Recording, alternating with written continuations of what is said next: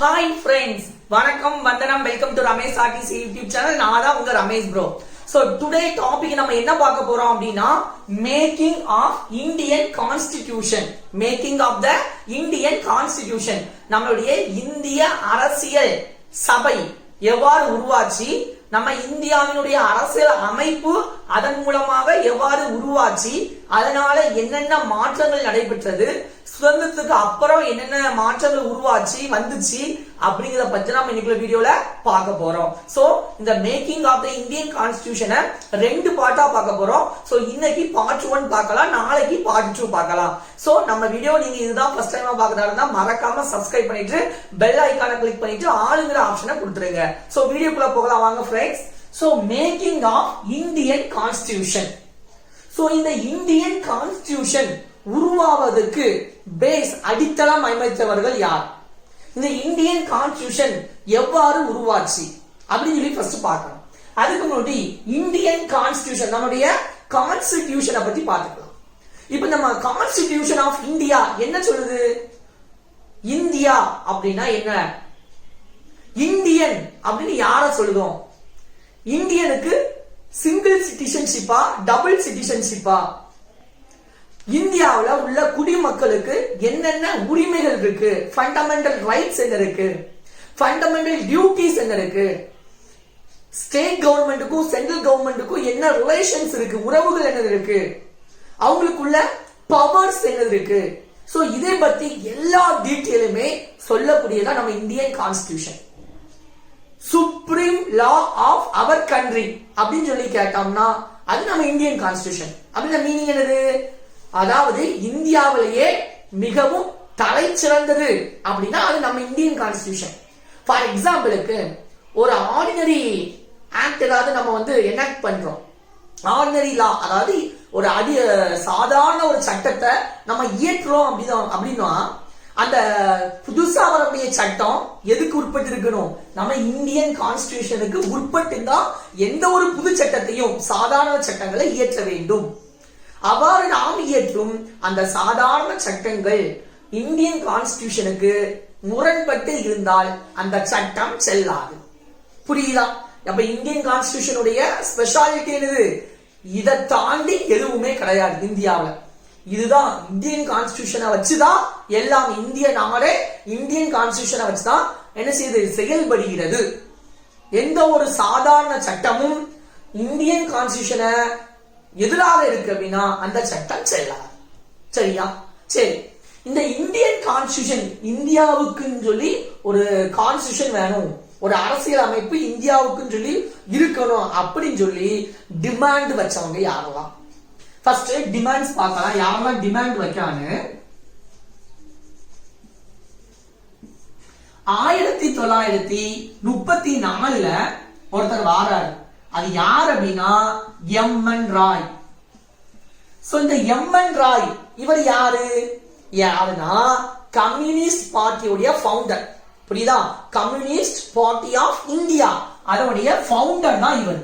Communist party of இந்தியாவுடைய founder எம்.என். Rai. இவர் தான் முதலாக கோரிக்கை வைக்காரு, இந்தியாவுக்குன்னு சொல்லி ஒரு தனியான கான்ஸ்டிடியூஷன் வேணும் அப்படின்னு சொல்லி பிரிட்டிஷ் கவர்மெண்ட் ஒரு கோரிக்கை எப்ப வைக்காரு, 1934 வைக்காரு. அடுத்த யாரு கோரிக்கை வைக்கா, 1935 இந்தியன் நேஷனல் காங்கிரஸ், இந்திய தேசிய காங்கிரஸ்ல உள்ளவங்க கோரிக்கை வைக்காங்க. புரியுதா? 1934 யார் கோரிக்கை வச்சா, எம்.என். ராய். அவர் யாரு, கம்யூனிஸ்ட் பார்ட்டி ஆஃப் இந்தியாவுடைய ஃபவுண்டர், கம்யூனிஸ்ட் கட்சியுடைய ஃபவுண்டர். அப்ப ஒருத்தர் கோரிக்கை வச்சா பிரிட்டிஷ் கவர்மெண்ட் கேட்குமா, கேட்காது. அப்ப அதுக்கு அடுத்த வருஷம் 1935 நம்ம இந்திய தேசிய காங்கிரஸ், இந்திய நேஷனல் காங்கிரஸ்ல உள்ளவங்களும் கோரிக்கை வைக்காங்க, எங்களுக்குன்னு சொல்லி தனியா ஒரு கான்ஸ்டிடியூஷன் இந்தியர்களுக்கு, இந்திய நாட்டுக்குன்னு சொல்லி தனியா உருவாக்கணும்னு கேட்காங்க. அடுத்த 1938 ஒருத்தர் சொல்றாரு, என்ன சொல்றாரு அப்படின்னா எங்களுக்கு இண்டிபெண்டன்ட் கான்ஸ்டிடியூஷன் வேணும். இண்டிபெண்டன்ட் கான்ஸ்டிடியூஷன்னா சுதந்திரமான அரசியல் அமைப்பு. அந்த அரசியல் அமைப்பை யார் எழுதுவா, இந்தியர்களான நாங்க தான் எழுதுவோம். அந்த இந்திய அரசியலமைப்பில் உள்ள மெம்பர்ஸ் யார் தேர்ந்தெடுப்பா? பிரிட்டிஷ்காரங்களான நீங்க தேர்ந்தெடுக்கப்படாது, இந்தியர்களான நாங்க தான் தேர்ந்தெடுப்போம். என்ன மெத்தட்ல தேர்ந்தெடுப்போம்? நாங்க யூனிவர்சல் அடல்ட் பிரான்சைஸ் மெத்தட், அதாவது வயது வந்தோர் வாக்குரிமை அடிப்படையில நாங்க தான் அந்த இந்தியன் கான்ஸ்டிடியூஷனுக்குள்ள மெம்பர்ஸை தேர்ந்தெடுப்போம்.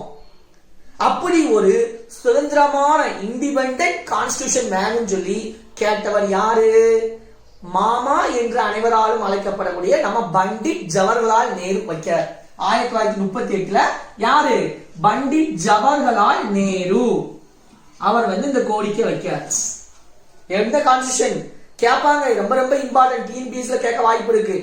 யூனிவர்சல் அடல்ட் பிரான்சைஸ் மெத்தட்ல எலெக்ஷன் நடத்துவோம்னு சொல்லி சொன்னது யாரு? நேரு. அவர் தான் 1938 ஒரு இண்டிபெண்டன்ட் கான்ஸ்டிடியூஷன் எங்களுக்கு உருவாக்கணும், அதை நாங்களே உருவாக்குவோம் அப்படி சொன்னது யாரு? ஜவஹர்லால் நேரு. எப்ப சொல்றாரு? 1938 சொல்றாரு. அந்த இத கேட்டுட்டு நம்ம பிரிட்டிஷ் கவர்மெண்ட் ஒரு 2 வருஷம் கழிச்சு 1940 ஒரு ஆஃபர் தராங்க. அந்த ஆஃபர் பேர் தான் ஆகஸ்ட் ஆஃபர், தமிழ்ல ஆகஸ்ட் நன்கொடைன்னு சொல்லுவாங்க. அப்ப இந்த ஆகஸ்ட் ஆஃபர்ல 1940 பிரிட்டிஷ் கவர்மெண்ட், அதுல நமக்கு நாட்டுக்கு வைஸ்ராய் என்றவர் யாருன்னா லார்டு லின்லித்கோ. இவர் தான் வைஸ்ராய் இருக்காரு. இவர் தான் இந்த ஆகஸ்ட் ஆஃபரை கொண்டு வந்து 1940 சொல்றாரு, இத்தனை பேர் கோரிக்கை வச்சிருக்காங்க இந்தியன் கான்ஸ்டிடியூஷன் வேணும்னு சொல்லிட்டு. சரி, அந்த டைம்ல என்ன நடக்கு அப்படின்னா செகண்ட் வேர்ல்ட் வார் நடக்கு. என்ன வேர்ல்ட் வார் நடக்கு? செகண்ட் வேர்ல்ட் வார் 1939 இருந்து 1945 வரை நடக்கு. அந்த டைம்ல ஆகஸ்ட் ஆஃபர் ஒரு ஆஃபரை நம்ம இந்தியர்களுக்கு யார் கொடுக்கா? நம்ம British government viceroy Lord Linlithgow மூலமா கொடுக்காங்க. அதுல என்ன சொல்றாங்க? உங்களுக்கு என்ன வேணும்? இந்தியன் கான்ஸ்டிடியூஷன் தானே வேணும், உருவாக்கலாம். ஆனா அதுக்கு நாங்க பர்மிஷன் தாரோம். அப்ப முதலாக இந்தியர்களுக்கு இந்தியன் கான்ஸ்டிடியூஷன், இந்திய அரசியலமைப்பை ஏற்றுக்கொண்டது என்ன? ஆகஸ்ட் ஆஃபர்ல ஏற்றுக்கொண்டாங்க. ஆனா ஏற்றுக்கொண்டதை நடைமுறைப்படுத்தினாங்களா? இல்ல. அவங்க என்ன சொன்னாங்கன்னா ஆகஸ்ட் ஆஃபர்ல என்ன சொன்னாங்கன்னு சொல்லி தெரிஞ்சுக்கிடுவோம். உங்களுக்கு என்ன வேணும்? இந்தியன் கான்ஸ்டிடியூஷன் தானே வேணும், இந்தியாவுக்குன்னு ஒரு தனி கான்ஸ்டிடியூஷன் வேணும். சரி வச்சுக்கோங்க. நீங்களும் நாங்களும், அதாவது இந்தியர்களாகிய நீங்களும் பிரிட்டிஷ்காரங்களாக நாங்களும் சேர்ந்து அந்த கான்ஸ்டிடியூஷனை உருவாக்குவோம் அப்படின்னு சொல்லி சொல்றாங்க. ஆகஸ்ட் ஆஃபர்ல கொடுக்காங்க. அவங்களும் சேர்ந்து உருவாக்குனா விளங்குமா? அது ஏற்கனவே நம்மள அடிமைப்படுத்தி வச்சிருக்காங்க. அல்ல, அவங்க சேர்ந்து கான்ஸ்டிடியூஷன் உருவாக்கும் போது என்ன ஆகும்? அவங்க நம்மள கூட கொஞ்சம் அடிமைப்படுத்த வாய்ப்பா இருக்கும் அப்படின்னு ஒரு மனசுக்குள்ள இந்தியர்களுக்கு ஒரு இது இருந்துச்சு. அப்ப இந்த முஸ்லீம் லீக் என்ன செய்யறாங்க அப்படின்னா, சரி ஓகே ஆகஸ்ட் ஆஃபர்ல அதான் சொன்னாங்க. ஆனா இந்த இந்தியன் கான்ஸ்டிடியூஷனை எப்போ உருவாக்கலாம் அப்படின்னா, இப்போ செகண்ட் வேர்ல்ட் வார், 2வது உலக போர் நடந்துட்டு இருக்கு. சோ இது முடியட்டும், முடிஞ்ச பிறகு நான் உங்களுக்கு தனி கான்ஸ்டிடியூஷன் நீங்களும் நாங்களும் சேர்ந்து நம்ம ஏற்றுவோம் சொன்னாங்க. இது இந்திய மக்கள் என்ன செய்யல? ஏற்றுக்கொள்ளவில்லை. அப்ப 1940 முடிஞ்சு 41 முடிஞ்சு இன்னும் 2 வருஷம் கழிச்சு 1942 இன்னொருத்தர் வாரார். அவர் யாருன்னா கிரிப்ஸ். அந்த கிரிப்ஸ் உடைய தூதுக்குழு வருது, கிரிப்ஸ் மிஷன் வருது. அப்ப கிரிப்ஸ் மிஷன் அவங்க என்ன சொல்றாங்க? அவங்களும் என்ன சொல்றாங்கன்னா இந்தியர்கள்ட்ட, உங்களுக்கு ஒரு தனி கான்ஸ்டிடியூஷன் தானப்பா வேணும், நாங்க தாரோம், தனி கான்ஸ்டிடியூஷன் உருவாக்கிக்கலாம். ஆனா 2வது உலக போர் முடியட்டும், செகண்ட் வேர்ல்டு வார் முடிஞ்ச பிறகு நம்ம செய்யலாம், உங்களுக்கு சொல்லி ஒரு தனியா எதை உருவாக்கிக்கலாம்? கான்ஸ்டிடியூஷனை உருவாக்கிக்கலாம். நீங்க அப்ப இந்த ஆகஸ்ட் ஆஃபருக்கும் கிரிப்ஸ் மிஷனுக்குள்ள டிஃபரன்ஸ் என்னது அப்படின்னு பாக்கணும். ஆகஸ்ட் ஆஃபர்ல என்ன சொன்னாங்க? உங்களுக்கு ஒரு கான்ஸ்டிடியூஷனை 2வது உலக போருக்கு அப்புறம் நீங்களும் நாங்களும் சேர்ந்து உருவாக்கிக்கலாம் சொன்னாங்க. கிரிப்ஸ் மிஷன்ல என்ன சொல்றாருன்னா, 2வது உலக போருக்கு அப்புறம் இந்தியன் கான்ஸ்டிடியூஷன், உங்களுக்கு தேவையான கான்ஸ்டிடியூஷனை நீங்களே உருவாக்கி இருக்க நாங்க உங்களுக்கு அதிகாரம் தான். அப்ப ஆகஸ்ட் ஆஃபர்ல சேர்ந்து உருவாக்குவோம்னு சொன்னாங்க. கிரிப்ஸ் மிஷன்ல உங்களுக்கு தேவையான அரசியலமைப்பை கான்ஸ்டிடியூஷனை நீங்களே உருவாக்கிக்கீங்கன்னு சொல்லி ஃப்ரீடம். அப்ப இதை விட இதுல நமக்கு என்ன இருக்கு? ஒரு அட்வான்ஸ் இருக்கு, ரைட்டா? ஒரு என்ன சொல்ல, ஒரு முன்னேற்றம் அப்படி இருக்கு சொன்னாங்க கிரிப்ஸ் மிஷன். ஆனா இந்த கிரிப்ஸ் மிஷன் சொன்னத அப்போ நம்ம காந்தியடிகள் இந்த கிறிஸ் மிஷனை பின் தேதியிட்ட காசோலை போஸ்ட் டிலைட் செக் அப்படின்னு சொல்லிட்டு மறுத்துட்டாரு. எப்பா நீங்க எப்ப பார்த்தாலும் கான்ஸ்டிடியூஷன் உருவாக்க சொன்னா எப்ப பார்த்தா 2வது வாரம் முடியட்டும், 2ஆம் உலக போர் முடியட்டும் நீங்க பின் தேதியிட்ட காசோலை அப்படின்னு சொல்லிட்டு கிறிப்ஸ் மிஷனை மறுத்துட்டார். யார் மறுத்தாரு? நம்மளுடைய தாத்தா காந்திஜி மறுத்துட்டாரு. கிறிப்ஸ் மிஷனை பின் தேதியிட்ட காசோலை அப்படின்னு சொல்லிட்டாரு. முக்கியமான குடி. சரி, முடிஞ்சிச்சு. அதுக்கு அடுத்த ஆள் என்ன நடக்கு அப்படின்னா 1945 செகண்ட் வேர்ல்ட் வார் முடிஞ்சிச்சு. அப்ப முடிஞ்ச பிறகு என்ன சொன்னாங்க? 2வது உலக போர் முடியட்டும் உங்களுக்கு இந்தியன் கான்ஸ்டிடியூஷனை அவங்க உருவாக்கி தாரும் சொன்னாங்களா இல்லையா? சொன்னாங்கல்ல. அது மாதிரி 1945 செகண்ட் வேர்ல்ட் வார் முடிஞ்சு 1946 யார் வாரா? கேபினெட் மிஷன் வருது, அமைச்சரவை தூதுக்குழு வருது. எங்க இருந்து வருது? இங்கிலாந்துல இருந்து வராங்க. இங்கிலாந்துல இருந்து இந்த கேபினெட் மிஷன்ல யாரெல்லாம் இருந்தா? 3 பேர் இருந்தாங்க. யாரெல்லாம் அப்படின்னா கிருத்திக் லாரன்ஸ். யாரு? கிருத்திக் லாரன்ஸ் அப்படிங்கிற ஒருத்தர் இருந்தாரு. அடுத்தல யார் இருந்தா? இதுக்கு முன்னாடி ஒருத்தர் இருந்தா 1945 யார் இருந்தா? கிரிப்ஸ் மிஷன்ல உள்ள சார் கிரிப்ஸ் இருக்காரு. வேற யாரு இருக்கா? 3வது ஏவி அலெக்சாண்டர். யாரு இருக்கா? ஒருத்தர் ஏவி அலெக்சாண்டர் அப்படின்னு இந்த 3 பேரும் தான் சேர்ந்த குழுவுக்கு பேர் தான் இந்த குழு அமைச்சரவை தூதுக்குழு, கேபினெட் மிஷன். இவங்க இந்தியாவுக்கு வராங்க இங்கிலாந்துல இருந்து. எப்ப வந்தாங்க? எந்த மாசம் வந்தாங்க அப்படின்னு சொல்லி பார்த்தோம்னா மார்ச் மாசம் இந்தியாவுக்கு வராங்க. மார்ச் மாசம் வந்தவங்க மே 16 ஒரு ரிப்போர்ட்டை சப்மிட் பண்றாங்க. மே 16 என்ன செஞ்சாங்க? ரிப்போர்ட்டை சப்மிட் பண்றாங்க. அந்த ரிப்போர்ட்ல என்ன இருந்துச்சு? அப்படின்னா இந்தியன் கான்ஸ்டிடியூஷன் உருவாக்கணும்னா ஃபர்ஸ்ட் நீங்க என்ன உருவாக்கணும்? இந்தியன் கான்ஸ்டிடியூஷன் அசம்பிளியை உருவாக்கணும். இந்தியாவுடைய அரசியலமைப்பு உருவாக்குவதற்கு அதற்கு முன்னாடி நீங்க ஃபர்ஸ்ட் எதை உருவாக்கணும்? இந்தியாவின் அரசியலமைப்பு நிர்ணய சபையை நீங்க என்ன செய்யணும்? உருவாக்கணும். அதுக்கு நாங்க ஒரு பிளான் போட்டு தரோம். அதுதான் இந்த ரிப்போர்ட். சோ மே 16 இந்த ரிப்போர்ட் கொடுக்காங்க. என்ன ரிப்போர்ட் கொடுக்காங்க? இந்தியாவுடைய அரசியலமைப்பு நிர்ணய சபை கான்ஸ்டிடியூஷன் அசம்பிளிய ஃபார்ம் பண்ணணும் அப்படிங்கிற பிளான் கொடுக்காங்க. சோ அந்த கான்ஸ்டிடியூஷன் அசம்பிளி பிளான்ல என்னதான் இருந்துச்சு அதான் பார்க்க போறோம். சோ கான்ஸ்டிடியூஷன் அசம்பிளி அதுல ஃபர்ஸ்ட் இந்தியாவுடைய அரசியல் நிர்ணய சபையை உருவாக்குவதற்கு யார் தேவை? அந்த சபையில உள்ள மெம்பர்ஸ் தேவை. அப்படிதானே? சோ கான்ஸ்டிடியூஷன் அசம்பிளி இது முக்கியமான ஒண்ணு. என்னது அப்படின்னா கொஸ்டின் டிஎன்பிஎஸ்ல கேட்பான். முதலாக கான்ஸ்டிடியூஷன் அசம்பிளிக்கு பிளான் கொடுத்து உருவாக்குன குழு எது அப்படின்னு கேட்டா ஆகஸ்ட் ஆஃபரா, கிரிப்ஸ் மிஷனா, இல்லனா கேபினெட் மிஷனான்னு கேட்பான். நீங்க என்ன ஆன்சர் சொல்லணும்? கேபினெட் மிஷன் அப்படின்னு சொல்லணும். முக்கியமானது, மேக்சிமம் அடிக்கடி கேட்கக்கூடிய கொஸ்டின். அப்போ மற்ற ஆகஸ்ட் ஆஃபரும் நம்ம கிரிப்ஸ் மிஷனும் 2ஆம் உலக போருக்கு அப்புறம் உங்களுக்கு நாங்க கான்ஸ்டிடியூஷன் அமைக்கிறதுக்கு அப்ரூவல் கொடுக்கணும்னு சொன்னாங்களே தவிர உருவாக்கல. அப்ப கான்ஸ்டிடியூஷனுக்கு அப்ரூவல் கொடுத்து அதை உருவாக்கி கொடுத்த ஒரே குழு என்ன குழு அப்படின்னு கேட்டா அது நம்ம கேபினெட் மிஷன், அமைச்சரவை தூதுக்குழு. சோ அந்த கான்ஸ்டிடியூஷன் அசம்பிளிய பிளான் போட்டு ரிப்போர்ட் கொடுத்தாங்களா மே 16ல. அந்த ரிப்போர்ட்ல கான்ஸ்டிடியூஷன் அசம்பிளிய மெம்பர்ஸ எப்படி தேர்ந்தெடுக்கணும் அதுக்குன்னு சொல்லி சில ரூல்ஸ் போட்டாங்க. என்ன ரூல்ஸ் போட்டாங்க? Proposition. First rule proposition, proportion, representation. அந்த மெத்தட்ல தான் நீங்க என்ன செய்யணும்? மெம்பரை தேர்ந்தெடுக்கணும் அப்படின்னு சொன்னாங்க. அதுக்காக சரி ப்ரொபோஷனல் ரெப்ரசன்டேஷன் மெத்தட்ல விகிதாச்சார அடிப்படையில நீங்க வந்து மெம்பர்ஸ தேர்ந்தெடுக்கணும் அப்படின்னாங்க. அப்படிதான் என்னன்னு சொல்லி ரெண்டா சொல்லிட்டாரு. சோ ரைட், ஓகே, எடுத்தாச்சு. அப்ப எல்லா கம்யூனிட்டி மக்களும் இருப்பாங்களா? முஸ்லிம்ஸ் மெம்பர்ஸ் இருப்பாங்களா? ஆமா. சீக் மெம்பர்ஸ் இருப்பாங்களா? ஆமா. ஹிந்து இருப்பாங்களா? ஆமா. பாசிஸ் இருப்பாங்களா? ஆமா, பார்சி மக்கள் இருப்பாங்க. உமன்ஸ் இருப்பாங்களா? இருப்பாங்க. வேற ஊனமுற்றவங்க இருப்பாங்களா? மாற்றுத்திறனாளிகள் இருப்பாங்க. எல்லாத்துக்கும் கம்யூனிட்டி பேசிஸ்ல என்ன கொடுக்கணும்?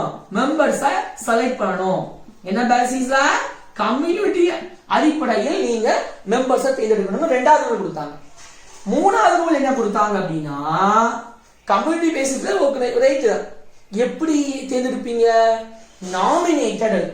எப்படி? Partly nominated. நியமனம் மூலமாக. நியமனம் அவங்களாவே இவங்க தான் இந்த மெம்பர், நீ தான் மெம்பர், நீ தான் மெம்பர்னு அவங்களே செலக்ட் பண்ணிடுவாங்க. மக்கள் நினைச்ச மாட்டாங்க. மக்கள் மூலமாக டைரக்டா செலக்ட் பண்ண மாட்டாங்க. இது நியமனம்.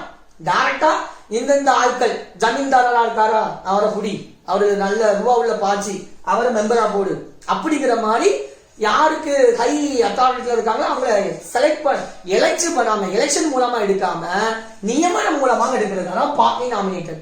அப்ப நாமினேட்டட் மூலமா மட்டும்தான் சொன்னாங்களா? நம்ம நேரு ஏதோ சொன்னார, இண்டிபெண்டன்ட் கான்ஸ்டிடியூஷனா இருக்கணும், வயது வந்தோர் வாக்குரிமை அடிப்படையில எடுக்கணும்லாம் சொன்னாரு, கான்ஸ்டிடியூஷனை உருவாக்கணும், மெம்பர்ஸ் அப்படிதான் செலக்ட் பண்ணணும்னு சொன்னாரு. அப்ப எலெக்ஷன் கிடையாதா? உண்டு. Party election. கொஞ்சம் மெம்பரை நாமினேஷன் மூலமா செலக்ட் பண்ணாங்க, கொஞ்சம் மெம்பரை பார்ட்லி எலெக்டட் எலெக்ஷன் மூலமாக தேர்ந்தெடுத்தாங்க. ஓகே, அப்ப எலெக்ஷன் மூலமான்னு சொல்றீங்க. என்ன எலெக்ஷன்? டைரக்டா எலெக்ஷனா? இல்ல, இன்டைரக்ட் எலெக்ஷன் மூலமாக தேர்ந்தெடுத்தாங்க. அப்ப இன்டைரக்ட் எலெக்ஷன்னா எப்படி? அந்த ஓட்டிங் மெத்தட் எந்த மெத்தட்ல இருந்துச்சு அப்படின்னா, சிங்கிள் டிரான்ஸ்பரபிள் ஓட், ஒற்றை மாற்று ரகசிய வாக்குப்பதிவு. அந்த மெத்தட்ல தான் உங்களுக்கு யாரை தேர்ந்தெடுத்தாங்க? மெம்பர்ஸ தேர்ந்தெடுத்தாங்க. ஓகே, இதுதான் இந்த ரிப்போர்ட்ல அவங்க கொடுத்தது. நம்ம கேபினட் மிஷன் நம்ம இந்தியாவில் உள்ளவங்கள்ட்ட கொடுத்து, இந்த மெத்தட்ல நீங்க நினைச்சீங்க கான்ஸ்டிடியூஷன் அசம்பிளியோட மெம்பர்ஸை செலக்ட் பண்ணி ஃபர்ஸ்ட் கான்ஸ்டிடியூஷன் அசம்பிளியா நீங்க உருவாக்குங்கப்பா அப்படின்னு சொன்னாங்க. சரி, ஓகே. ஃபர்ஸ்ட் என்ன சொன்னேன்? ப்ரொபோஷனல் ரெப்ரசன்டேஷன் மெத்தட்ல நீங்க என்ன செய்யணும்? மெம்பர்ஸை செலக்ட் பண்ணணும் அப்படின்னு சொன்னாங்க. அப்படின்னா என்னதுப்பா அப்படின்னா, 10 லட்சம் மக்களுக்கு ஒரு மெம்பர். எப்படி? 10 லட்சம் மக்களுக்கு எத்தனை மெம்பரு? ஒரு மெம்பர் அப்படி செலக்ட் பண்ணணும். அதுக்கு பேர் தான் ப்ரொபோஷனல் ரெப்ரசன்டேஷன். அப்படி எத்தனை மெம்பர்ஸ் செலக்ட் பண்ணாங்க? 396 மெம்பர்ஸ். அந்த இந்தியன் கான்ஸ்டிடியூஷன் அசம்பிளிக்கு எத்தனை மெம்பர்ஸ் செலக்ட் பண்ணாங்க? 396 மெம்பர். யாருன்னு சொன்னேன், எத்தனை லட்சத்துக்கு ஒரு மெம்பரு? 10 லட்சத்துக்கு தான். சும்மா சொல்லுங்க, 10 லட்சத்துக்கு எத்தனை மெம்பர்? ஒரு மெம்பர். அப்ப அப்படி மொத்தம் இந்தியன் கான்ஸ்டிடியூஷன் அசம்பிளி எத்தனை மெம்பர் செலக்ட் பண்ணாங்க? 396. இதுல இருந்து நமக்கு என்ன தெரியுது? அந்த டைம்ல இந்தியாவுடைய பாப்புலேஷன் எப்படி இருந்திருக்கு? ஒரு மெம்பருக்கு 10 லட்சம் மக்கள்னா 396 மெம்பர்ஸ்க்கு எத்தனை மக்கள் இருந்திருப்பாங்க? அப்போ எவ்வளவு இருந்திருப்பாங்க? 30 கோடியே 96 லட்சம். எவ்வளவு இருந்திருப்பாங்க? 30 கோடியே 96 லட்சம் மக்கள் இருந்திருப்பாங்க. ரைட்டா? ரைட்டா? சொல்ல புரியுதா? அப்ப அவ்வளவு மெம்பர்ஸ் செலக்ட் பண்ணாங்க. அடுத்தல கம்யூனிட்டி பேசிஸ்ல செலக்ட் பண்ணாங்க. கம்யூனிட்டில யாரெல்லாம் வருவாங்க? முஸ்லிம்ஸ்.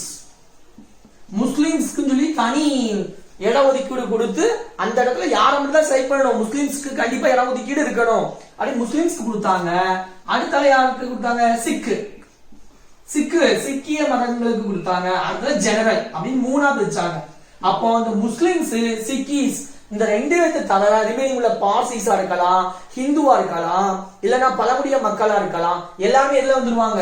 இந்த ஜெனரல்ல வந்துருவாங்க. இப்படி 3 கேட்டகரியில மெம்பர்ஸை செலக்ட் பண்ணாங்க. அடுத்து என்ன சொன்னேன்? பார்ட்டி நாமினேட் பண்ணாங்க, நியமனம் மூலமாக தேர்ந்தெடுத்தாங்க மெம்பர்ஸ் அப்படின்னு. அப்ப யாரு நியமனம் மூலமா தேர்ந்தெடுத்தாங்க அப்படின்னு தெரியும். அந்த டைம்ல இந்தியா இருக்கா? இந்தியாவில அப்போ அப்படி எத்தனை மெம்பர்ஸ் செலக்ட் பண்ணாங்க இந்தியன் கான்ஸ்டிடியூஷன் அசம்பிளில? 389 மெம்பர்ஸ் செலக்ட் பண்ணாங்க. இப்ப நமக்கு தெரியும் அந்த டைம்ல பாப்புலேஷன் அப்ப எவ்வளவு இருந்திருக்கு? 10 லட்சம் மக்களுக்கு ஒரு மெம்பர் அப்படின்னா 389 மெம்பர்ஸ் அப்படின்னா அப்ப எவ்வளவு லட்சம் பேர் இருந்திருப்பாங்க? 38 கோடியே 90 லட்சம். அப்படின்னு சொல்லி நம்ம புரிஞ்சுக்கலாம். அப்படிதானே? 38 கோடியே 90 லட்சம் மக்கள் இருந்தாதான் 10 லட்சத்துக்கு ஒரு மெம்பர் வச்சு எத்தனை மெம்பர்ஸ் செலக்ட் பண்ணிருக்க முடியும்? 389 மெம்பர்ஸ் செலக்ட் பண்ணிருக்க முடியும். அடுத்த கம்யூனிட்டி பேசிஸ். அப்ப கம்யூனிட்டியை எத்தனையா பிரிச்சாங்க அப்படின்னா 3ஆ பிரிச்சாங்க. எதெல்லாம் இருந்துச்சு? என்னென்ன கம்யூனிட்டி இருந்துச்சு? முஸ்லிம்ஸ் இருந்துச்சு. அவங்களுக்குன்னு சொல்லி தனி இட ஒதுக்கீடு. இந்த இடத்துல முஸ்லிம்ஸ் போட்டிடலாம், அவங்கள யார் வேணாலும் செய்யலாம், நீங்க முஸ்லிம்ஸ் செலக்ட் பண்ணணும் அப்படின்னு சொல்லி முஸ்லிம்ஸ்க்கு ஒதுக்கீடு கொடுத்தாங்க. அடுத்தால சிக் என்னது? சீக்கியர்கள், அவங்களுக்கு தனி ஒதுக்கீடு. அவங்க எங்க அதிகமா இருக்காங்களோ அந்த இடத்துல சிக்கியர்களை நிக்க வச்சு அப்படி சிக்கியர் சம்பந்தமா உள்ள மெம்பர்ஸ் செலக்ட் பண்ணாங்க. அடுத்தால ஜெனரல் அப்படின்னு ஒரு 3 கேட்டகரி. அப்ப ஜெனரல்ல யாரெல்லாம் வருவா? ஹிந்துஸ், பார்சிஸ், வேற தாழ்த்தப்பட்ட இன மக்கள் எல்லாருமே இதுல வந்துருவாங்க, ஜெனரல்ல வந்துருவாங்க. அப்போ முஸ்லிம்ஸ், சிக்கு இந்த ரெண்டுலயும் இல்லாத எல்லா கேட்டகரி எதுல வந்துரும்? ஜெனரல் கேட்டகரியில வந்துரும். உமன் ரெப்ரசன்டேஷன், உமன்ஸ் இருந்தாங்க, உமன் மெம்பர்ஸ் இருந்தாங்க, மாற்றுத்திறனாளிகள் இருந்தாங்க, எல்லாருமே எதுல வந்துருவாங்க? இந்த ஜெனரல்ல வந்துருவாங்க. இப்படி கம்யூனிட்டி பேசிஸ் பார்க்கும்போது எத்தனையா பிரிச்சாங்க? 3ஆ பிரிச்சு மெம்பர்ஸ் செலக்ட் பண்ணணும் அப்படின்னு சொல்லி யார் சொல்லியிருந்தா? நம்ம கேபினட் மிஷன் ஒரு பிளான் போட்டு கொடுத்திருந்தாங்க. அடுத்து என்ன சொன்னாங்க? பார்ட்லி நாமினேட்டட், நியமனம் மூலமாக சில மெம்பர்ஸ் நீங்க தேர்ந்தெடுக்கணும்னு சொன்னாங்க. அது யாரு அப்படின்னா 93. இந்த பார்ட்லி நாமினேஷன் மூலமாக 93 மெம்பர்ஸ் செலக்ட் பண்ணாங்க. அந்த 93 மெம்பர்ஸும் யாரு அப்படின்னா பிரின்ஸ்லி ஸ்டேட்ஸ்ல உள்ளவங்க. பிரின்ஸ்லி ஸ்டேட்ஸ் என்னப்பா? சுதேச அரசர்கள், சுதேச அரசுகள் அப்படிம்பாங்க. அதாவது ராஜா மாதிரி இந்த பல டைம்ல இந்த இடத்துக்கு நானா ராஜா, இதெல்லாம் என்னுடைய இடம் அப்படிதான் சொல்லுவாங்கல்ல, சுதேச மன்னர்கள் அப்படிம்பாங்கல்ல, அப்படிப்பட்ட பிரின்ஸ்லி ஸ்டேட்ஸ். அப்படி அந்த அப்ப மொத்தம் எத்தனை பிரின்ஸ்லி ஸ்டேட்ஸ் இருந்துச்சுன்னா நமக்கு தெரியணும். அப்படி பிரின்ஸ்லி ஸ்டேட்ஸ்ல இருந்து தான் 93 மெம்பர்ஸ் செலக்ட் பண்ணிருக்காங்க. சோ ஃபர்ஸ்ட் எத்தனை பிரின்ஸ்லி ஸ்டேட்ஸ் இருந்துச்சு, எத்தனை பிரிட்டிஷ் ஸ்டேட்ஸ் இருந்துச்சு, எத்தனை சீஃப் கமிஷன் ப்ரொவின்சஸ் இருந்துச்சு தான் தெரியும். சோ நம்ம அப்புறம் அந்த டைம்ல நமக்கு இந்தியா அப்படி இருந்துச்சு அப்படின்னா, இந்தியா அப்படி இருந்துச்சு, அப்படி இப்படி இருந்துச்சு, இப்படி இருந்துச்சு. இதுல இந்த இந்தியாவுல மொத்தம் பிரின்ஸ்லி ஸ்டேட்ஸ் அப்படின்னு சொல்லி எத்தனை இருந்துச்சு அப்படின்னா 565. எத்தனை பிரின்ஸ்லி ஸ்டேட்ஸ் இருந்துச்சு? 565 பிரின்ஸ்லி ஸ்டேட்ஸ், சுதேச அரசு இருந்துச்சு. 11 பிரிட்டிஷ் ஸ்டேட்ஸ், 11 பிரிட்டிஷ் ஸ்டேட்ஸ் இருந்துச்சு. அதுக்கு அடுத்த 4 என்ன இருந்துச்சு அப்படின்னா சீஃப் கமிஷன் ப்ரொவின்சஸ் இருப்பாங்க. என்ன சொல்லுவாங்க? Chief commission provinces. அது எத்தனை இருந்துச்சு? 4. இவ்வளவும் சேர்ந்துதான் இருக்குது நம்ம இந்தியாவா இருந்துச்சு. அதுல இந்த 565 சுதேச அரசுகள் இருக்குல்ல, பிரின்ஸ்லி ஸ்டேட்ஸ், அதுல வந்து உங்களுக்கு எத்தனை மெம்பர்ஸ் செலக்ட் பண்ணிருக்காங்க? 93 மெம்பர்ஸ். நீங்க கேட்கலாம் 565 பிரின்ஸ்லி ஸ்டேட்ஸ் இருக்கீங்க, அப்ப 565 மெம்பர்ஸ் தான் நீங்க செலக்ட் பண்ணணும். முடியாது. ஏன்னா நமக்கு முதல் ரூல் என்னது? ப்ரொபோஷனல் ரெப்ரசன்டேஷன் இல்லதான் நம்ம செலக்ட் பண்ணணும். ப்ரொபோஷனல் ரெப்ரசன்டேஷன் என்னது? 10 லட்சம் மக்களுக்கு எத்தனை மெம்பர்? ஒரு மெம்பர். அப்ப இந்த 565 பிரின்ஸ்லி ஸ்டேட்ஸ்ல நிறைய ஸ்டேட்ஸ்ல 10 லட்சம் மக்கள்லாம் இல்ல, சில ஸ்டேட்ல 3 லட்சம் மக்கள், சில ஸ்டேட்ஸ்ல 4 லட்சம் மக்கள், அப்படி ரொம்ப கம்மியா தான் இருந்தாங்க. அப்ப 4 லட்சம் மக்களுக்கு ஒரு மெம்பர்ஸ் செலக்ட் பண்ண முடியாது. அப்ப என்ன செஞ்சாங்க அப்படின்னா ஃபர்ஸ்ட் 565 பிரின்ஸ்லி ஸ்டேட்ஸ்ல உள்ள மக்கள் தொகை எவ்வளவு இருந்துச்சு? 10 லட்சத்துக்கு எத்தனை மெம்பர்? ஒரு மெம்பர். அப்ப இங்க எத்தனை? 93. அதுதானே? அப்ப 10 லட்சத்துக்கு ஒரு மெம்பர் தான் 93 மெம்பர்ஸ். எத்தனை மக்கள் இருப்பாங்க? 9 கோடியே 30 லட்சம் மக்கள். எத்தனை இருந்தாங்க? 9 கோடியே 30 லட்சம் மக்கள் இருந்தாங்க. அதனால 93 மெம்பர்ஸ் பிரின்ஸ்லி ஸ்டேட்ஸ்ல இருந்து நாமினேஷன் மூலமா செலக்ட் பண்ணிட்டாங்க. நாமினேஷன் மூலமா மட்டும் தான் செலக்ட் பண்ணாங்களா? இல்ல, எலெக்ஷன் மூலமாவும் செலக்ட் பண்ணாங்க. அப்ப எலெக்ஷன் மூலமா யார செலக்ட் பண்ணாங்க? ரிமைனிங் இருந்துல 11 பிரிட்டிஷ் ஸ்டேட்ஸும் 4 சீஃப் கமிஷன் ப்ரொவின்சஸ் இருந்துல, இவங்கல இருந்து எத்தனை மெம்பர்ஸ் செலக்ட் பண்ணாங்க? அது முக்கியம். எத்தனை மெம்பர்ஸ் செலக்ட் பண்ணாங்க? மொத்தம் எத்தனை மெம்பர்ஸ் வேணும்? 389. அதுல 93 போனுச்சுன்னா ரிமைனிங் எவ்வளவு இருக்கும்? 9ல 3 போன மீதி எவ்வளவு? 6. 8ல 9 போவாது, இங்க இருந்து கடவாங்க. 18ல 9 போன எவ்வளவு? 9. ரிமைனிங் எவ்வளவு? அப்ப 296 மெம்பர்ஸ் எப்படி எலெக்ஷன் மூலமாக என்னச்சிட்டாங்க தேர்ந்தெடுத்தாங்க. எதுல இருந்து?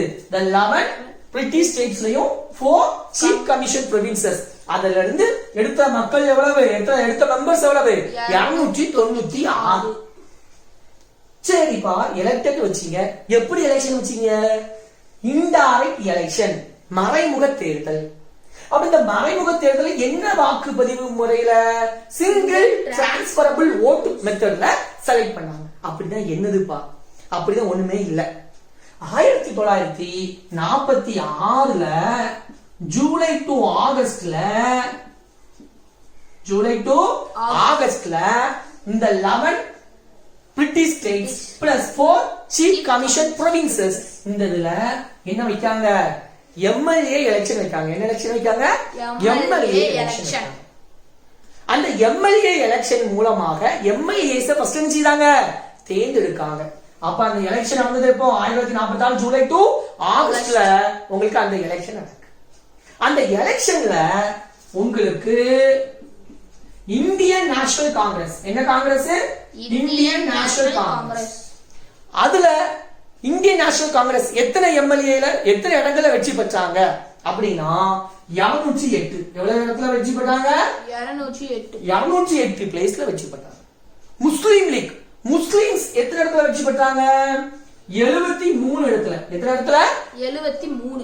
அப்ப அதர்ஸ் மற்றவங்க முஸ்லீமும் இந்தியன் நேஷனல் காங்கிரஸ் தவிர ரிமைனிங் உள்ளவங்க வெற்றி பெற்றது 15.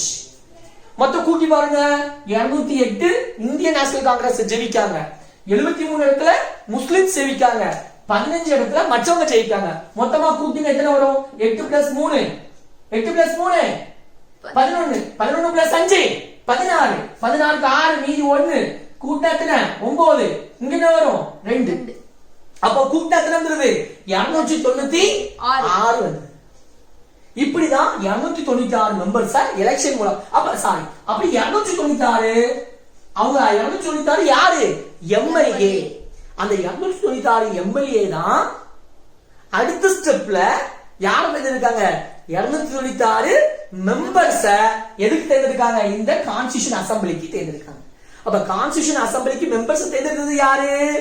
மக்களால் தேர்ந்தெடுக்கப்பட்ட 296 எம்எல்ஏ தான் 296 மெம்பர்ஸ் எலெக்ட் பண்ணி செலக்ட் பண்ணி எங்க அனுப்புறாங்க? கான்ஸ்டிடியூஷன் அசெம்பிளிக்கு அனுப்புறாங்க. இது பண்ணா indirect election, single transferable vote மெத்தட்ல. சொல்ல புரியுதா? இப்போ என்ன உருவாச்சு? நம்ம கான்ஸ்டிடியூஷன் அசெம்பிளி உருவாயிடுச்சு. அப்ப கான்ஸ்டிடியூஷன் அசெம்பிளில யாரெல்லாம் இருக்கா சொல்லுங்க? 93. சொல்லுங்க, 93 எங்க உள்ளவங்க? பிரின்ஸ்லி ஸ்டேட்ஸ்ல உள்ளவங்க.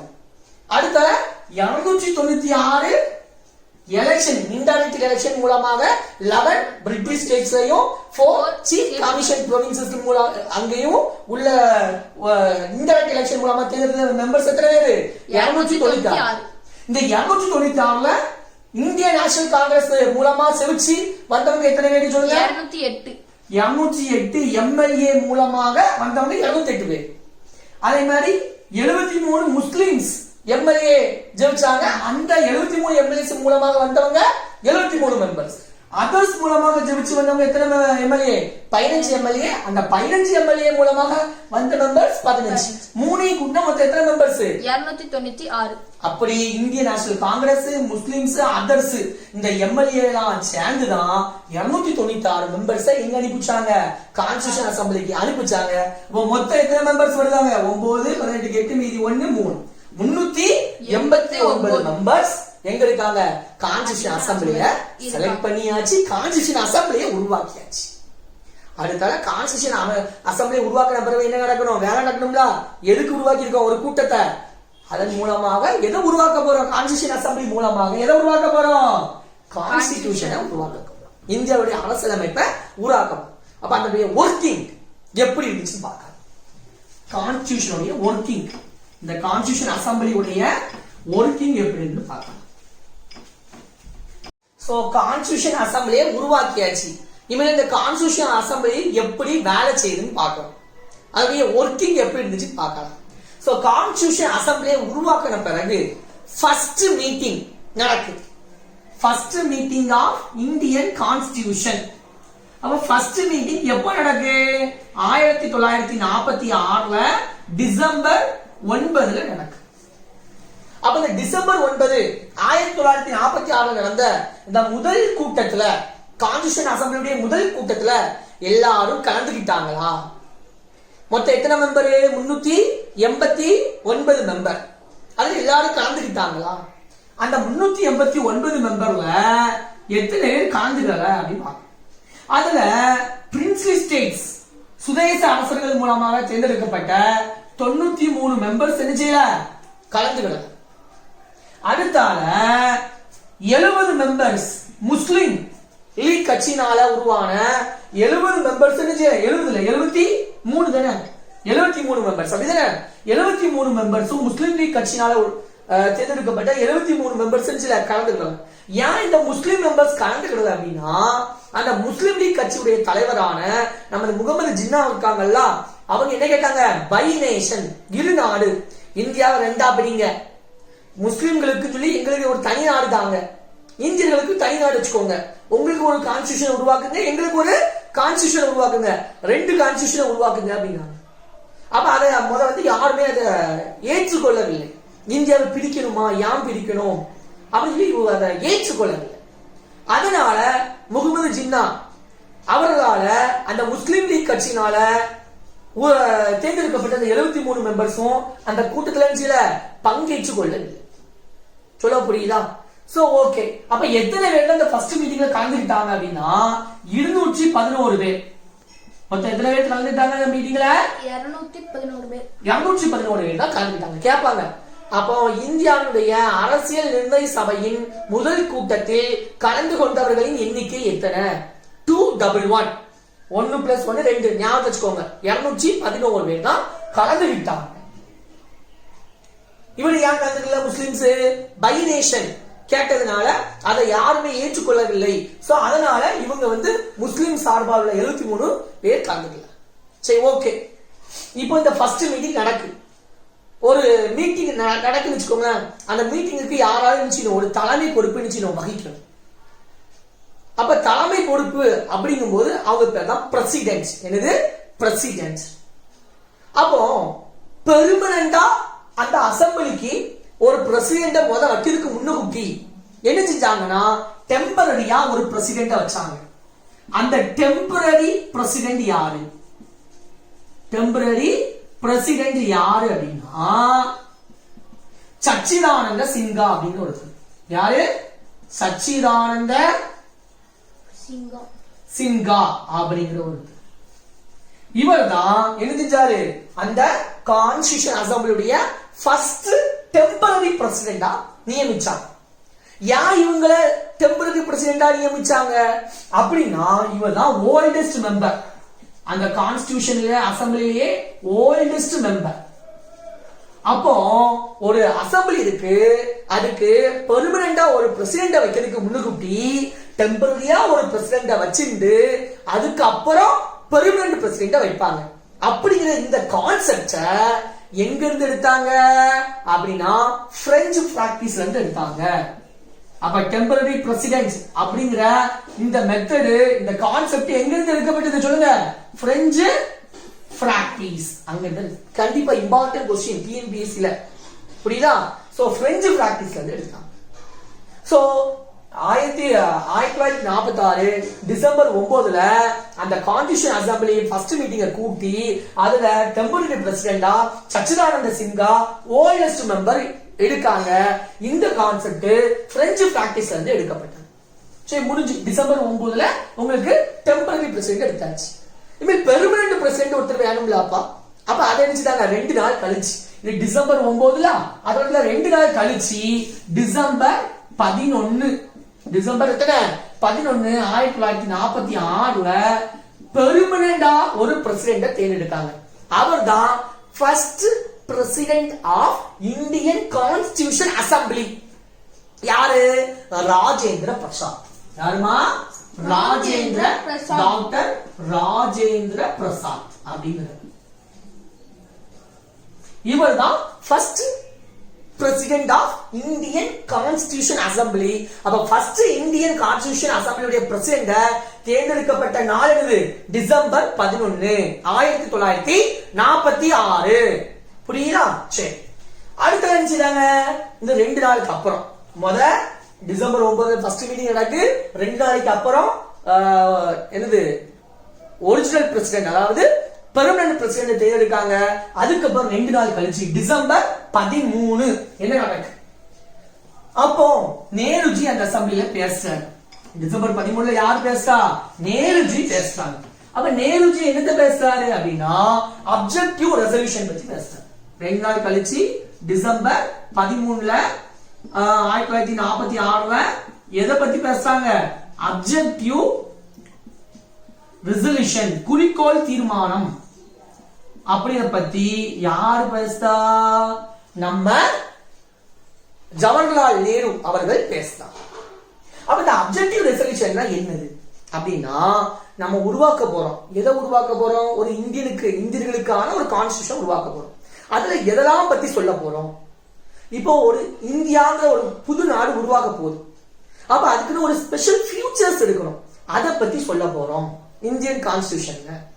அப்ப அதுல மக்களுக்கான உரிமைகள் எப்படி இருக்கும்? சோசியல் எக்கனாமிக் ஃபியூச்சர்ஸ் எப்படி இருக்கும்? மக்களுக்கான ப்ரொடெக்ஷன் பாதுகாப்பு எப்படி இருக்கும்?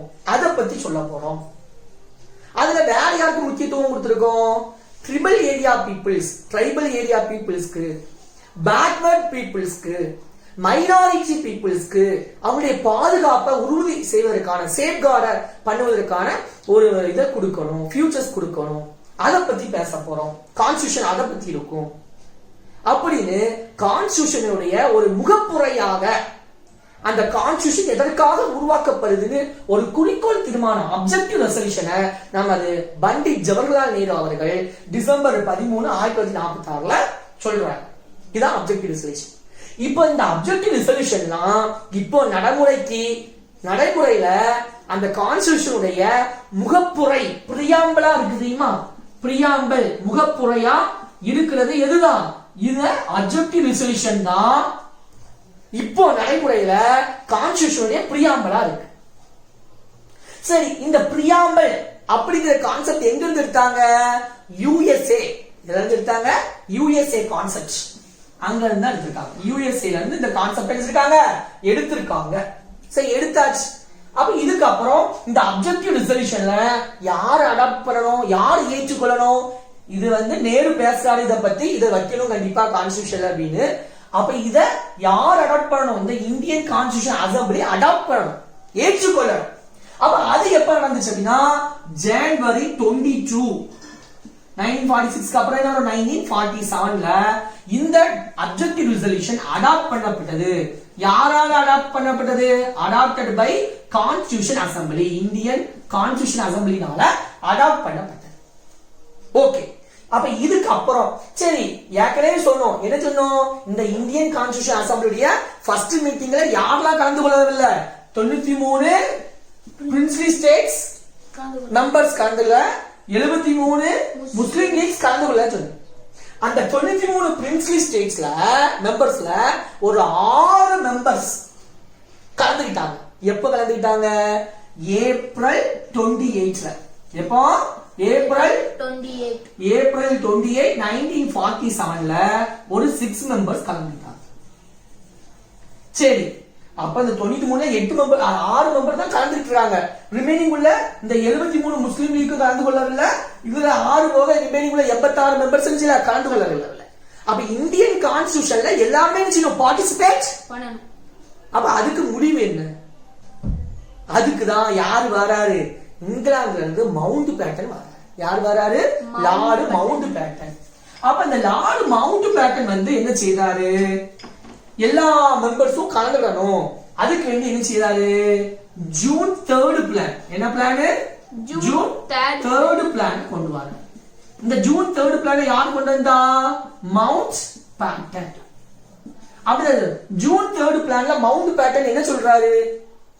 அந்த கலந்து கொள்ள. அப்ப இந்த மவுண்ட் பேட்டன் என்ன சொல்றாரு? அந்த பிரிஞ்சு போனவங்க, அதாவது இந்த கான்ஸ்டிடியூஷன் அசம்பிளில யாரெல்லாம் பார்ட்டிசிபேட் பண்ண மாட்டேன்னு சொன்னாங்கன்னு கேட்கிறாரு.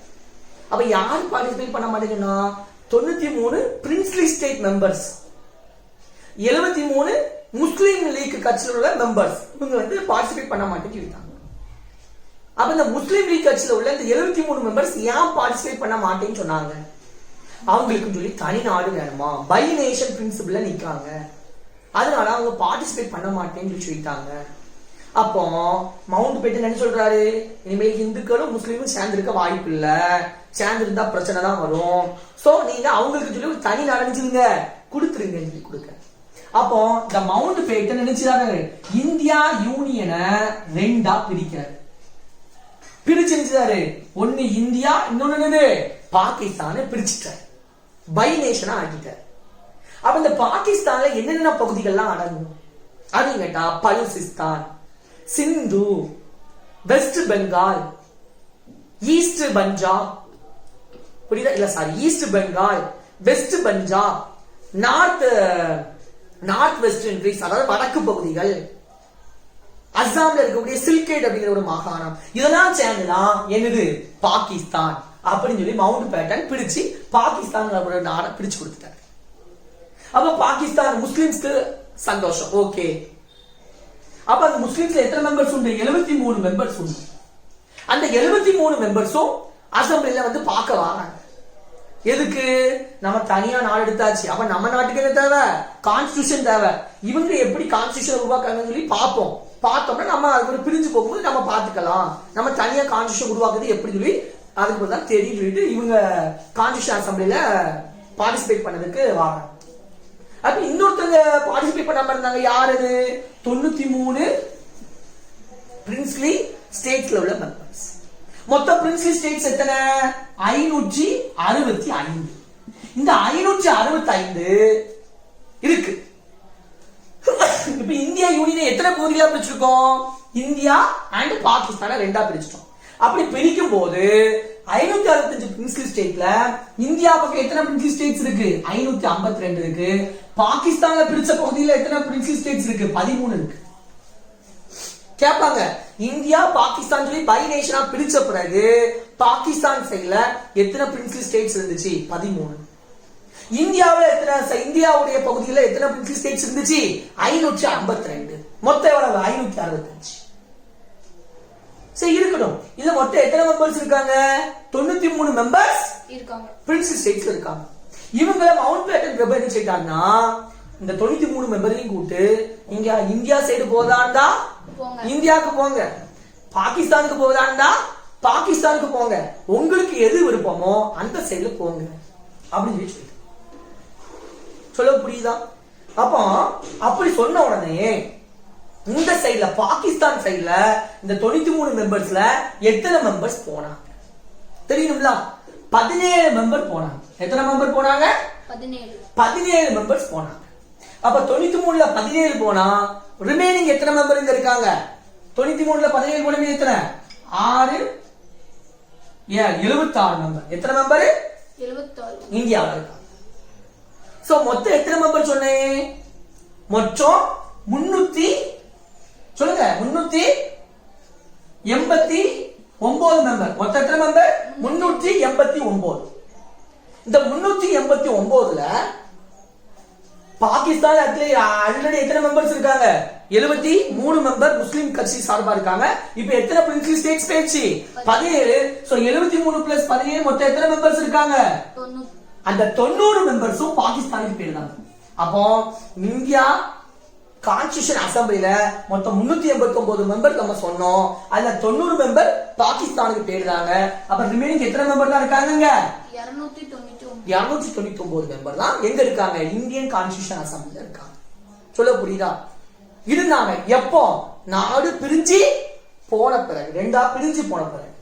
சொல்ல புரியுதா? சோ இப்போ என்ன நடக்கு அப்படின்னா, அர்த்தல இந்த நாடு பிரியதுக்கு முன்னூட்டி ஜூன் 3 பிளான் அந்தபடி பிரிச்சுட்டாங்க. அவ்வளவுதான். பிரிச்சு இன்னும் சில நம்ம நாட்டுக்கு என்ன கொடுக்கணும்? சுதந்திரம் கொடுக்கணும். அப்ப சுதந்திரம் கொடுக்கிறதுக்காக என்ன சட்டம் உருவாக்கணும்? இந்திய சுதந்திர சட்டம் உருவாக்கணும். இந்தியன் இண்டிபெண்டன்ஸ் ஆக்ட் சொல்லி ஒரு ஆக்ட உருவாக்கிதான் இந்தியாவுக்கு பிரிட்டிஷ்காரங்க என்ன கொடுக்க முடியும்? சுதந்திரம் கொடுக்க முடியும். இன்று முதல் நீங்கள் எங்கள் கட்டுப்பாட்டுக்குள்ள இருந்தவங்க கிடையாது. நீங்க உங்களுக்கு இஷ்டத்துக்கு சுதந்திரமா நீங்க இருக்கலாம். உங்களுடைய சுதந்திரத்துல பிரிட்டிஷ்காரங்கள நானும் செய்ய மாட்டோம், இன்வால்வ் ஆக மாட்டோம், நாங்க உங்க நாட்டை விட்டு வெளியே போறோம் அப்படின்னு சொல்லி ஒரு வாக்குறுதி கொடுக்க ஒரு ஆக்ட் போடணும்ல, சட்டம் போடணும்ல. அந்த ஆக்ட் தான் இந்தியன் இண்டிபெண்டன்ஸ் ஆக்ட், இந்திய சுதந்திர சட்டம். அப்ப அது எப்ப ஏற்றுறாங்கன்னு பார்க்கலாம். ஜூலை 18 எப்ப ஏற்றுறாங்க? ஜூலை 18 1947 என்ன வருது? இந்தியன் இண்டிபெண்டன்ஸ் ஆக்ட், இந்திய சுதந்திர சட்டம் அப்படின்னு ஒண்ணு உருவாக்குறாங்க. உருவாக்குற பிறகு ஆகஸ்ட் 15 1947 நள்ளிரவு 12 மணிக்கு இந்தியாவுக்கு என்ன கிடைக்கி? சுதந்திரம் கிடைக்கும். இந்தியாவுக்கு இண்டிபெண்டன்ஸ் கிடைச்சு. இதுக்கு ஒரு நாள் முன்னால ஆகஸ்ட் 14 பாகிஸ்தான் நம்ம இந்தியா விட்டு பிரிஞ்சே போயிடுச்சு. நமக்கு ஆகஸ்ட் 15 1947 நமக்கு என்ன கிடைச்சு? இண்டிபெண்டன்ஸ் கிடைத்தாகி விட்டது. இனிமேல் நம்ம என்ன பார்க்க போறோம் அப்படின்னா, இண்டிபெண்டன்ஸ்க்கு அப்புறம் என்னென்ன சேஞ்சஸ் நடந்துச்சு கான்ஸ்டிடியூஷன் அசம்பிளில அதுதான் பார்க்க போறோம். ஒரு 3 சேஞ்சஸ், இம்பார்ட்டன்ட் சேஞ்சஸ் நடந்துச்சு. சோ அது என்ன சேஞ்சஸ் அப்படின்னு சொல்லி பார்க்கலாம். சோ ஆஃப்டர் இண்டிபெண்டன்ஸ், சுதந்திரத்துக்கு பிறகு, ஆஃப்டர் இண்டிபெண்டன்ஸ் ஒரு 3 சேஞ்சஸ் நடக்கு. அப்ப அந்த 3 சேஞ்சஸ் என்ன? ஃபர்ஸ்ட் வந்து மெம்பர்ஷிப், இந்தியன் கான்ஸ்டிடியூஷன் அசம்பிளி உள்ள மெம்பர்ஷிப், மெம்பர்ஸ் வந்து மாறுனாங்க. ஏற்கனவே சொல்லியிருந்தேன் 389 மெம்பர்ஸ் இருந்தாங்க. அதுல 90 மெம்பர்ஸ் எங்க போயிட்டாங்க? பாகிஸ்தானுக்கு போயிட்டாங்க. இப்போ எவ்வளவு மெம்பர்ஸ் தான் இருக்காங்க? 299 மெம்பர்ஸ் தான் எங்க இருக்காங்க? இந்தியன் கான்ஸ்டிடியூஷன் அசம்பிளில இருக்காங்க. இது வந்து ஃபர்ஸ்ட் சேஞ்ச், மெம்பர்ஷிப். அடுத்த செகண்ட் சேஞ்ச் என்னது அப்படின்னா, இம்பார்ட்டன்ட் சேஞ்ச், இந்த கான்ஸ்டிடியூஷன் அசம்பிளி என்னதான் மாறுது அப்படின்னா, became sovereignty body, sovereignty பாடியா மாறும். சோ sovereignty பாடினா என்னது? இறையாண்மை பெற்ற ஒரு அமைப்பு. இறையாண்மைனா நம்ம அதிகாரம், சுதந்திரமான அதிகாரம். நம்மளுடைய அதிகாரத்துல யாரும் நினைச்ச முடியாது, தலையிட முடியாத அதிகபட்ச அதிகாரம், இறையாண்மை கிடைக்கும். யாருக்கு? கான்ஸ்டிடியூஷன் அசம்பிளிக்கு கிடைக்கும். எப்படி கிடைச்சி? ஏன்னா ஏற்கனவே இந்தியாவுக்கு சுதந்திரம் கிடைச்சிட்டு நம்ம நாட்டை விட்டு நம்மளை அடிமைப்படுத்திய பிரிட்டிஷ்காரங்க போயிட்டாங்க, ஆக்ட் போட்டு கொடுத்துட்டு போயிட்டாங்க. அப்ப இப்போ இந்த கான்ஸ்டிடியூஷன் அசம்பிளி தன்னிச்சையாக செயல்படுது. யாருடைய கட்டுப்பாடு இல்லாம, பிரிட்டிஷுடைய கட்டுப்பாடு இல்லாம, இறையாண்மையோட ஒரு சாவரிட்டி பாடியா ஆக்ட் ஆகி இந்த கான்ஸ்டிடியூஷன் இது உருவாக்குது. கான்ஸ்டிடியூஷன் இன்னும் உருவாகி முடிக்கல, இன்னும் கான்ஸ்டிடியூஷன் ப்ராசஸ் நடந்துட்டே தான் இருக்கு. ஆனா இப்போ சட்டம் போடுறது, இதுவரை நமக்கு சட்டம் போட்டு கொடுத்தது யாரு? British government. ஆனா பிரிட்டிஷ் கவர்மெண்ட் இப்போ இந்தியாவை பிரிச்சுட்டாங்க. அப்ப இனிமேல் சட்டம் யார் போடணும்? நமக்கு தான சட்டத்தை யார் தான் போடணும்? நம்ம தான் போடணும். அப்ப அதுக்கு என்ன தேவை? ஒரு லெஜிஸ்லேட்டிவ் பாடி தேவை, சட்டம் இயற்றக்கூடிய அமைப்பு தேவை. அப்போ இதே கான்ஸ்டிடியூஷன் அசம்பிளி தான் அந்த லெஜிஸ்லேட்டிவ் பாடியாகவும் ஆக்ட் ஆகும், சட்டம் இயற்றும் அமைப்பாகவும் ஆக்ட் ஆகும். அப்போ கான்ஸ்டிடியூஷனை போடுறது யாரு? கான்ஸ்டிடியூஷன் அசம்பிளி தான் கான்ஸ்டிடியூஷனை உருவாக்குது. சட்டம் இயற்றக்கூடிய பொறுப்பு செய்யறது யாரு? அதுவும் கான்ஸ்டிடியூஷன் அசம்பிளி தான் சட்டத்தை இயற்று. அப்ப 2 ஃபங்க்ஷன். அப்போ இந்த கான்ஸ்டிடியூஷன் அசம்பிளிக்கு மொத்தம் எத்தனை ஃபங்க்ஷன் இருக்கு? 2 ஃபங்க்ஷன். ஒன்னு கான்ஸ்டிடியூஷனை உருவாக்கணும், இன்னொன்னு லெஜிஸ்லேட்டிவ் பாடி, அதாவது சட்டங்களை இயற்றணும். அப்ப கான்ஸ்டிடியூஷனை உருவாக்கும் போது அந்த டைம்ல சேர்பர்சன், பிரசிடென்டா யார் இருப்பா? டாக்டர் ராஜேந்திர பிரசாத் வந்து பிரசிடென்டா இருப்பார். இதே இது லெஜிஸ்லேட்டிவ் பாடி ஆக்ட் ஆகும்போது, சட்டம் இயற்றக்கூடிய அமைப்பா கான்ஸ்டிடியூஷன் அசம்பிளி ஆக்ட் ஆகும்போது அந்த டைம்ல பிரசிடென்டா ராஜேந்திர பிரசாத் இருக்க மாட்டாரு. அந்த டைம்ல யார் இருந்தான்னா ஜிவி மாவுலங்கர். யாரு? ஜிவி மாவுலங்கர். இவர் தான் இது இந்திய நாட்டினுடைய யாரு? முதல் சபாநாயகர் அப்படின்னு சொல்லுவாங்க. ஜிவி மாவுலங்கர் தான் இருந்தார். புரியுதா? அப்ப கான்ஸ்டிடியூஷன் அசம்பிளி 2 பாடி ஆக்ட் ஆகுது. ஒன்னு கான்ஸ்டிடியூஷன் உருவாக்குறது அவருடைய வேலைதான், லெஜிஸ்லேட்டிவ் அசம்பிளி சட்டங்களை இயற்றக்கூடியது அவங்களுடைய வேலைதான். அப்போ நம்மளுடைய கான்ஸ்டிடியூஷன் அசம்பிளி வந்து லெஜிஸ்லேட்டிவ் பாடி சட்டம் இயற்றும் அமைப்பு செயல்பட்டுச்சு, கான்ஸ்டிடியூஷன் உருவாக்கக்கூடிய அமைப்பா செயல்பட்டுச்சு. இந்த 2 வேலையும் தான் பண்ணுச்சா? இல்ல. இது தவிர வேற நிறைய வேலைகளை பார்த்துச்சு. அதர் ஃபங்க்ஷன் என்னலாம்? Other functions of Indian constitution assembly அதான் பார்க்கணும். அப்ப என்ன ஆகுது அப்படின்னா ஜூலை 22 1947 அப்போ, அதாவது நமக்கு சுதந்திரம் வரதுக்கு முன்னோட்டியே ஒரு வேலையை பார்த்துச்சு. என்னதுன்னா நேஷனல் பிளாக் அத வடிவமைச்சு, தேசிய கொடி. அப்ப இந்தியாவுடைய தேசிய கொடிய உருவாக்கிய வருஷம் எப்போ? 1947. எப்போ? ஜூலை 22. இதை உருவாக்கி வடிவமைச்சு கொடுத்தது யாரு? Indian constitution assembly. வேற என்ன வேலை பார்த்துச்சு? ஜனவரி 24 1950 இதுல ஒரு 3 வேலையை பார்க்க. 1950 ஜனவரி 24, அதாவது இந்தியா குடியரசு ஆகுவதற்கு 2 நாளைக்கு முன்னோக்கி 3 வேலை.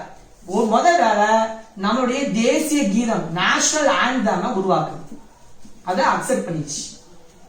2வது வேலை நேஷனல் சாங் தேசிய பாடல் வந்தே மாதரம் சாங்க உருவாக்குது, அக்செப்ட் பண்ணிச்சு. அப்ப 3வது ஒரு வேலை பண்ணுச்சு. என்னது அப்படின்னா ஃபர்ஸ்ட் பிரசிடென்ட் எலெக்ட் பண்ணுச்சு. என்னது? ஃபர்ஸ்ட் பிரசிடென்ட் ஆஃப் இந்தியா அத உருவாக்குச்சு. ஃபர்ஸ்ட் பிரசிடென்ட் ஆஃப் இந்தியா யாரு? டாக்டர் ராஜேந்திர பிரசாத். அப்ப கேட்பாங்க first president of Indian constitution assembly அது யாரு? Doctor Rajendra Prasad. First president of India அதுவும் யாருதான்? டாக்டர் ராஜேந்திர பிரசாத். எலெக்ட் பண்ணதும் இந்த. அப்ப இந்த ஜனவரி 24 1950 3 வேலை நடக்கு. நேஷனல் ஆந்தம் உருவாக்குறாங்க, நேஷனல் சாங் தேசிய பாடலை உருவாக்குறாங்க, வந்தே மாதரம் சங்க. அடுத்து ஃபர்ஸ்ட் பிரசிடென்ட் எலெக்ட் பண்றாங்க. இந்த 3 வேலை நடக்கு. அப்ப இந்த வேலை அடுத்து வேலை நடந்துச்சு மே மாசம் 1949, அதாவது 47க்கு 50க்கு இடைப்பட்ட வருஷத்துல ஒண்ணு நடந்துச்சு. என்னதுன்னா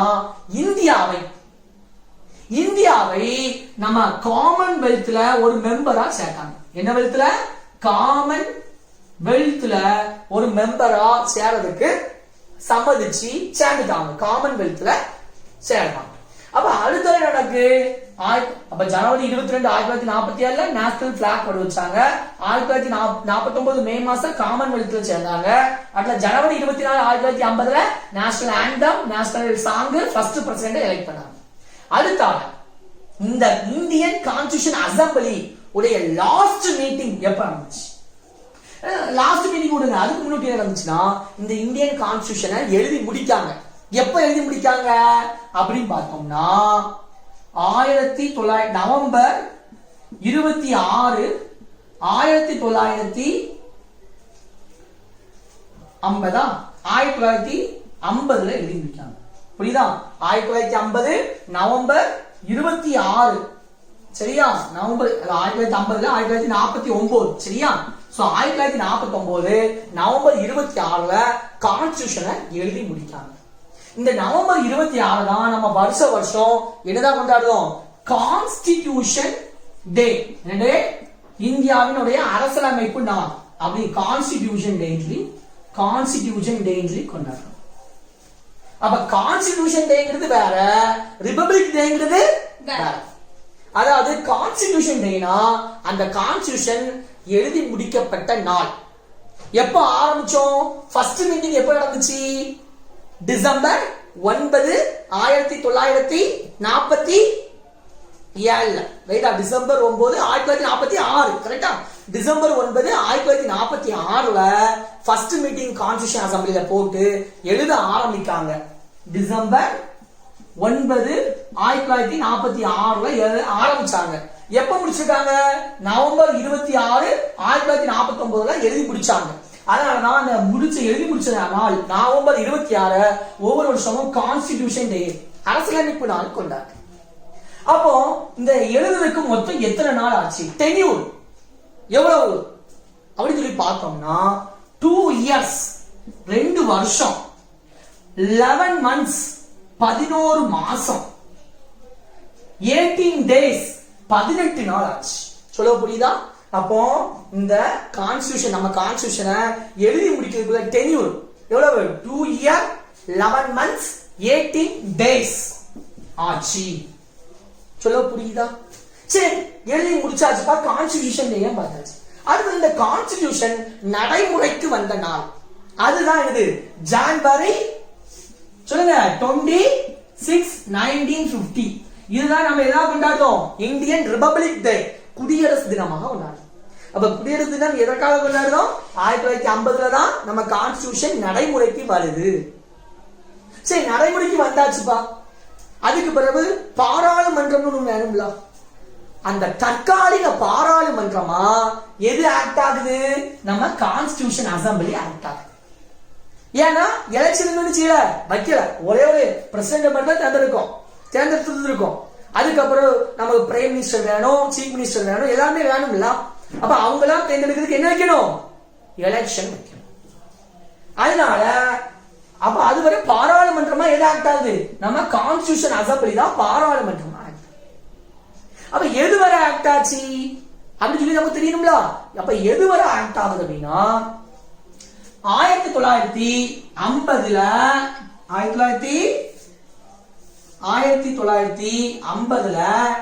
ஏப்ரல் 28 வரை, ஏப்ரல் 28 1950 வரை நம்ம கான்ஸ்டிடியூஷன் அசம்பிளி தான் எதா ஆக்ட் ஆகுது? தற்காலிக பாராளுமன்றம், ப்ரொவிஷனல் பார்லிமெண்ட் ஆக்ட். அடுத்த மே மாசம் எலெக்ஷன் முடிஞ்சு 1950 எலெக்ஷன் 52 சாரி ஏப்ரல் 28 1952 வரை தற்காலிக பாராளுமன்றமா நம்ம கான்ஸ்டிடியூஷன் அசம்பிளி ஆக்ட் ஆகுது. மே மாசம் 1958 எலெக்ஷன் முடிஞ்சு ஒரிஜினல் பார்லிமெண்ட் உருவாயிடுச்சு. சொல்ல புரியுதா? இதுதான் இன்னைக்கு பார்ட் 1 மேக்கிங் ஆஃப் இந்தியன் கான்ஸ்டிடியூஷன்ல பார்த்தோம். நாளைக்கு இந்த மேக்கிங் ஆஃப் இந்தியன் கான்ஸ்டிடியூஷன்ல பார்ட் 2ல பார்க்க போறோம். சோ பார்ட் 2ல என்னத்த பார்க்க போறோம் அப்படின்னா, இந்த கான்ஸ்டிடியூஷனை உருவாக்கும் போது 8 மேஜர் கமிட்டி, புரியுதா, 11 மைனர் கமிட்டிஸ் போட்டாங்க. அந்த ஒவ்வொரு கமிட்டிக்கும் ஒவ்வொரு சேர்மன் இருப்பாங்க. அப்படி நிறைய கமிட்டி போட்டுதான் நம்ம இந்தியன் கான்ஸ்டிடியூஷன் என்ன செய்ய முடியும்? எழுத முடியும்.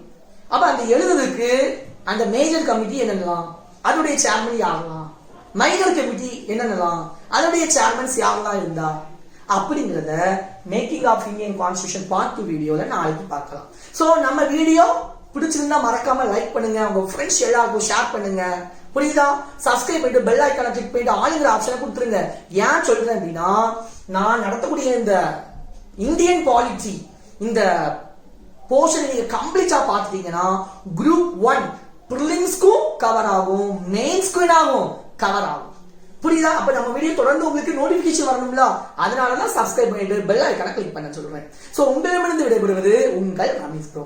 பாய்.